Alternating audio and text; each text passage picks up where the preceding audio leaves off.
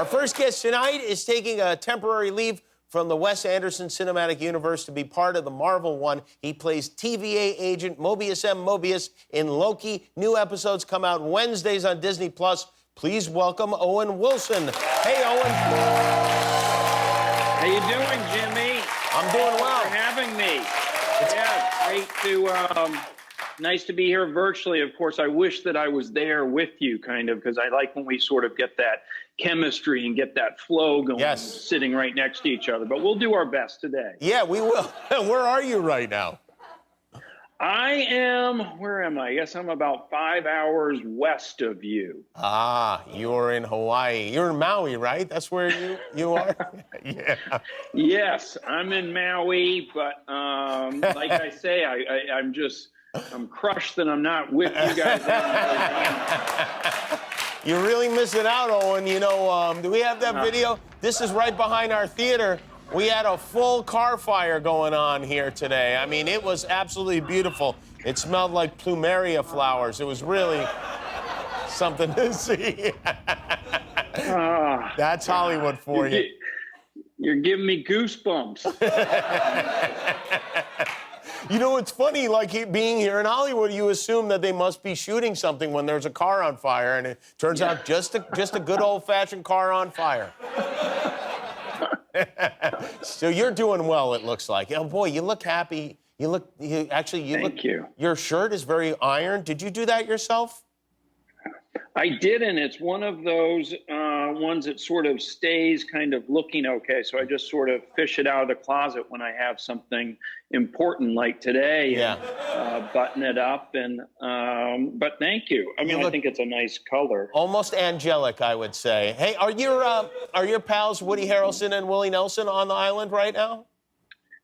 Woody is actually working, but Willie's here, and they're actually filming. They were doing a documentary on him. So they interviewed me for the documentary a couple days ago, and then I saw him yesterday. We played some dominoes, and nice. I might see him even later today. But yeah, it was fun doing. You know, the thing with like Willie, like because he was such a big deal kind of growing up, and my parents loved him, and being in Texas, and that I still sort of can't quite believe that I'm sort of friends with him. It sort of feels like a seventh grader who knows like the star quarterback, and then he lets him, he knows his name and says hello to him, and sometimes eats lunch with him and keeps the other guys from picking on him.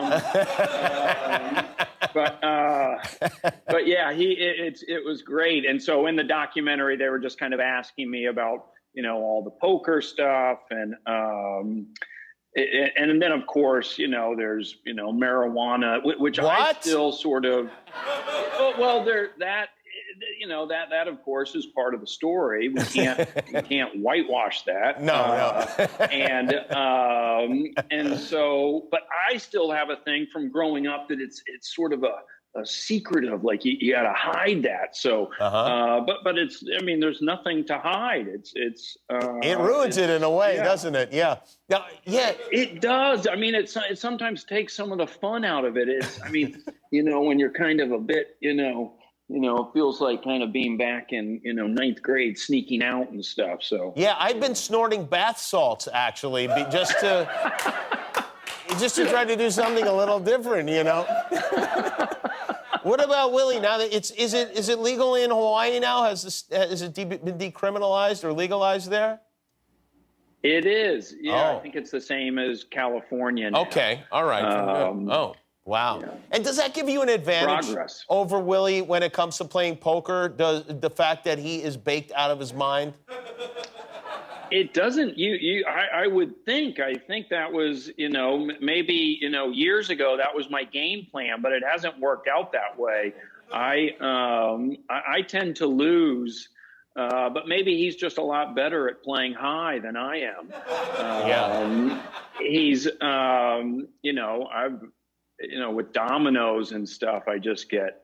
He really can, he's great at dominoes. I mean, he's been playing since he was a kid, but I sometimes talk about where we play poker is called It's in sort of the back of his garage, and he calls it Django's Orchid Lounge. And I sometimes, when I walk in, because I know I'm going to lose, I'll say, well, here I am where dreams go to die, back in Django's Orchid Lounge, which was something that my dad used to say. There was this hamburger place that me and my brothers loved going, and my dad kind of was like, he didn't really love the place. The jukebox was always broken, and he'd say that place was really depressing. He'd say it was like where dreams go to die. And so saying that line, applying it to now losing all the time in Dominoes, Willie kind of has such a great ear, and he was like, oh, I like that. And then had, wrote it down and stuck it up on the wall, and then actually made a song with that line. And I think it's even sort of, the title of it. And that, when I think about my dad, the idea that he said something to us as kids, kind of kidding around, that then I pair it back to Willie and he puts into a song. That's a great, that would sure is. thrill my dad. I bet. How about your boys? How old are your boys now? I've got Ford and Finn are 10 and 7, and they've started back in school and started kind of doing stuff. Finn, the 7-year-old, he DJ'd a party a couple weeks ago. He's kind of interested in DJing. Yeah. Wow. I know it sounds crazy. He went to he has DJ class like twice a week that he goes to, and he works on his beats and stuff. I'm not kidding. And so he DJ'd. It was a friend's like a christening or a birthday party, but it was mostly grown-ups, and Finn was all excited to have his DJ kit, and Ford went along with him kind of as his hype man and to kind of, technical support, and which he needed, because when he saw all the grown-ups there, he kind of got a little bit nervous and decided that he was only going to play beats, and he had prepared this great rap. He loves Will Smith. And he has this Will Smith song, Just the Two of Us. So he had that whole thing memorized, but when he saw all the grown-ups, he got a little bit nervous, and then Ford kind of talked him down, and he ended up rapping that song, and it was a big hit, and they had a tip jar out, and they did quite well. Wow. Ford kind of as his security, and as I mentioned, hype man stuff, Ford and manager. Ford decided the split would be 50-50, which Finn was thrilled at. He thought it was good, but that's a pretty bold split for a manager. Yeah. You'd have to go back to, I think, Colonel Parker with Elvis, a split like that. Wow, that Finn is really like, with being the DJ and doing the rapping, he's like the Fresh Prince and DJ Jazzy Jeff combined. Does he have really a is. Does he have a DJ name? Yeah. Has he come up with something special? He does. It's DJ Kid Cat. Kid Cat. Kid Cat. I like that. And I actually, I like it too. I had another name for him that he rejected. He's very stuck on being DJ Kid Cat, but I think it's great. Yeah. Yeah. What was your name? What was your suggestion? I can't remember. It was, I was trying to think, but it was something that had lightning, like it was something a bit more that Finn thought was a little bit too much. So he wanted to stick with DJ Kid Cat. I'm just imagining you right now dipping into DJ Kid Cat's tip jar to go over and play dominoes at Willie's house. Owen Wilson is with us. Loki is his show. We'll see an exclusive clip from that right after this. We'll be right back. It's a real apocalypse. Take me to Ragnarok. I'll show you. Oh, yeah, so you can run away back to your homeland? No. No, it's not about going home. We could go anywhere. I'm not taking you for a stroll along the promenade, much less an apocalypse. Oh, Mobius, come on. What could possibly go wrong? We got to properly test this theory. Well, here's a fun theory. You lure me out into the field and then you stab me in the back. And that's a theory I don't want to test. I'd never stab anyone in the back. That's such a boring form of betrayal. Okay, I've studied almost every moment of your entire life. You've literally stabbed people in the back like 50 times. That is Tom Hiddleston and Owen Wilson in Loki. which is on Disney Plus, and I really enjoy that show. I know you didn't really know a whole lot about the Marvel Universe, did you, going into this? I didn't know a great deal about it. It was, in fact, before we started filming, Tom was nice enough to sort of kind of walk me through the whole mythology, and we called it the Loki lectures. Yeah. And I mean, we spent, more than a few days going over it, but he was very kind of, patient with me. And Tom told me a little bit about this. Last week he was here on the show, or he was with us, and he said that, he had visual aids, he had clips prepared. It sounded like some kind of a community college course on Loki.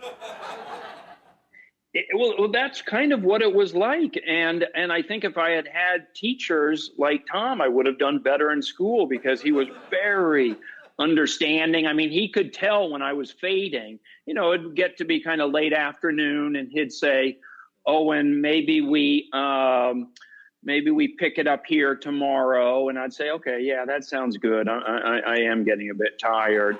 And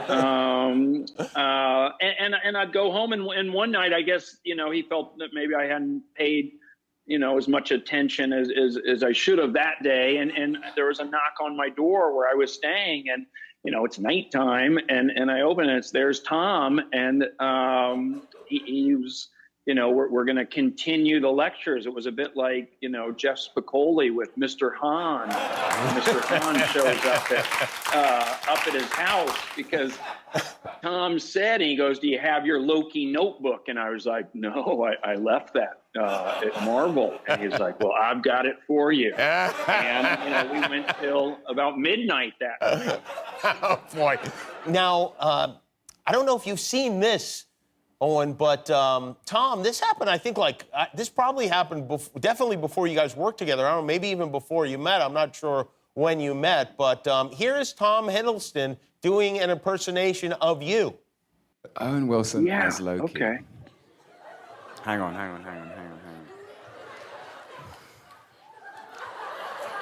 No, it's not this simpler. It's just not your natural state. It's the unspoken truth of humanity that you crave subjugation. What do you think? I know a lot of people do you. A scale of 1 to 10, what do you give Tom? That's pretty strong. I thought that was pretty good. I like the. I also felt the sort of word choice was good. The last line. Oh, high praise then. Your Owen Wilson is the best of all of them, though. I will say that. Thank you. And this is quite an honor. I don't know if you've had this before, but you have your own action figure now, the Mobius Marvel Legend. Did you have any say on what this would look like? A little bit. I mean, they showed it to me, and I had some notes. Actually, the first one they gave me, they made actually a little bit too buff, kind of, where I felt it was not quite believable. Oh. And I felt like that in the early incarnations, they kind of were missing that mischievous twinkle that they then put into that character. So Yeah. I think they got me. I think they did pretty good. I don't know that they got the twinkle, but yeah, I mean, they got you and they got your stick. Even like your arms appear to be quite I mean, I don't know if you've done, the hands are really big too. Yeah, no, they could do better. They could do better, I think. but that's pretty look cool. Look at I mean, of course, when you're going to be part of, you get the call from Marvel, you're excited to be a part of this MCU, and I was excited to hear what my superpowers were going to be, but that they told me it was like, well, it's not so much superpowers. He's a very good listener, and his sarcasm, I guess, is Mobius's. Well, you can see Owen Wilson as the listener on new episodes of Loki Wednesday nights on Disney Plus. Thanks, Owen. Love talking to you. All balls Nice well. meeting We'll you. be back Thank with you. Betty Gilpin. If you like that video, click subscribe, and we'll be together until one of us dies.